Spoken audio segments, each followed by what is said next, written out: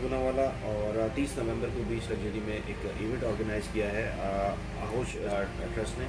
और इसमें जो डिसेबल लोग हैं उनके टैलेंट को जो है वो पूरी दुनिया के सामने लेकर आते हैं। और मैं समझता हूँ कि इससे अच्छी कोई अप्रिसिएशन हो ही नहीं सकती। और ये पूरे पाकिस्तान में हर तरीके के इवेंट होते हैं, ख़ासतौर पे कराची में होते हैं, लेकिन इस तरह का कोई इवेंट मेरी नज़र में नहीं है। पिछले साल इनका एक मैंने वीडियो देखा था जिसमें साहिल नाम का बच्चा था और उसको जिस तरीके से प्रमोट किया, और लाड़काना से आया हुआ बच्चा उसको यहाँ पर कराची में जाके उन्होंने प्रमोट किया है। उसके बाद वो बच्चा जो है वो हाईलाइट हुआ और उससे उसको बड़े फ़ायदे हुए। तो ऐसे बहुत सारे डिसेबल लोग हैं जिनके अंदर एक टैलेंट है।